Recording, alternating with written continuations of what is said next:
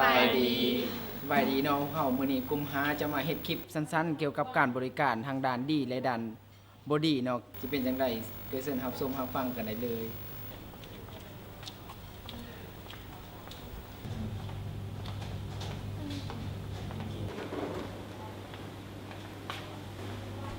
เอาอีหยังโต๊ะกับบุเก็บห้านนี่นะมึงรู้นะกบอยู่ไปเมียนคุณดูเพิ่น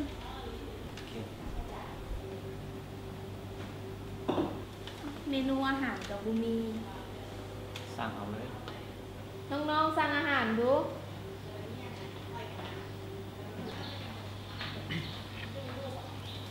เอาอย่างเพิ่น เอาข้าวผัดไก่ก็ได้จังเลย ขาแบบเลย ซ่าน อันนี้ก็ ข้าวผัดไก่ เขาผัดไก่นึ่งเนาะ นั่นน่ะ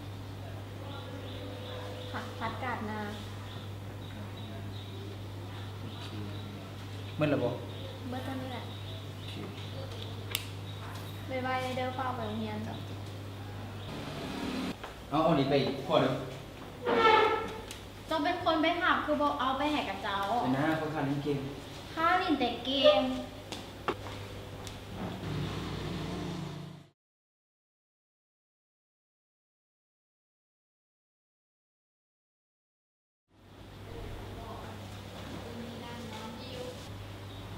สั่งไปโดนเลยยังออกมาอยู่ เนาะสิบนทางเฮียที่ นี่กลิ่นบอมมันนี่นะน้องๆได้ระหว่างอาหารนะ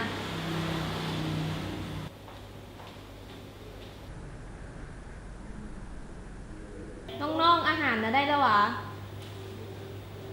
เดี๋ยวแป๊บ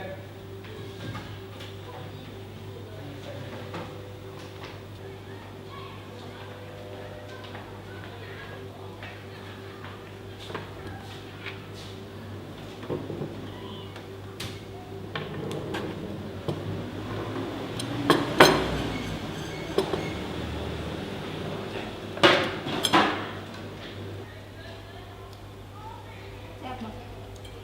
อิ่มแล้วตัว อิ่มแล้ว น้องๆเก็บเงินแน่เก็บเงินแน่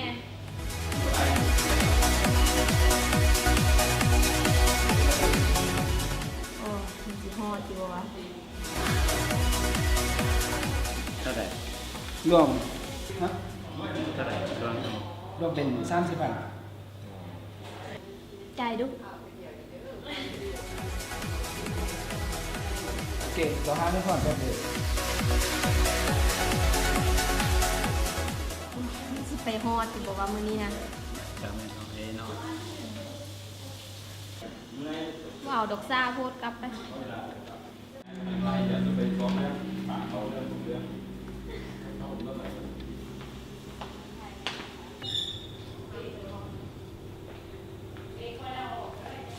อ้าวไปใช่เหรอ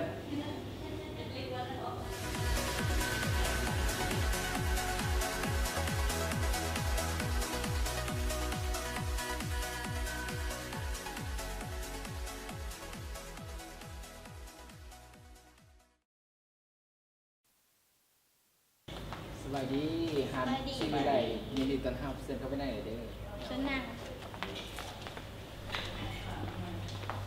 เซนาตัวนี้เนี่ย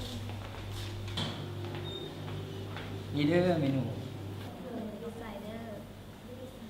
เอาผักกันน้ำหมูกรอบหนึ่ง ผักกาดหน้าหมูกรอบหนึ่งเนาะ ทะเลข้าวผัดทะเลเขา หนึ่งจาน ผัดทะเลมีจานเด้อโคตรวันเมนูคืนเด้อพันสั่งผักกาดหน้าหมูกรอบหนึ่งเขาผัดทะเลหนึ่งโบฮันบ่สั่งอีกเติมบ่ เดี๋ยวต้องสั่งทีหลังเอา โอเคหาแป๊บนึงเด้อเดี๋ยวเฮามาเสิร์ฟให้โดย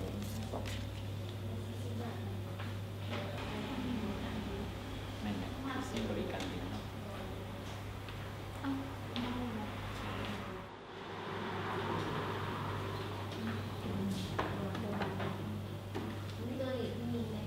าใส่เด้อ นี่เด้อ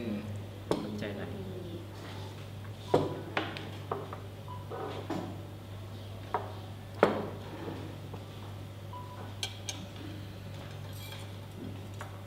กินให้แซ่บเด้อ เด้อ เออ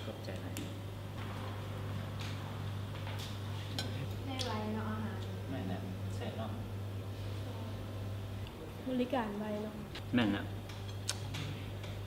อาหารก็แซ่บเนาะ แม่นนะทำใจไร จะนาเข้ามาอีกเนาะน้องๆเก็บเงินแน่ ดีเด้อ ทั้งหมดเท่าไหร่ ทั้งหมดมารวมค่าอาหารเป็น34,000อาหารมื้อนี้เป็นจังได๋เสียบ่ แซ่บ อยู่หาเงินฮอดประเทศได้เลย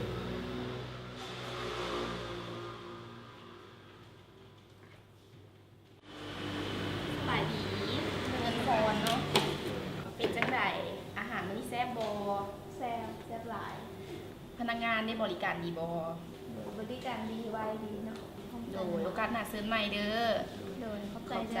ใจ สวัสดีเด้อ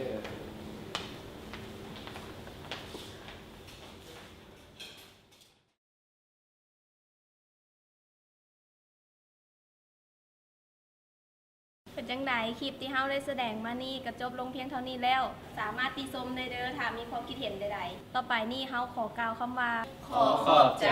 ข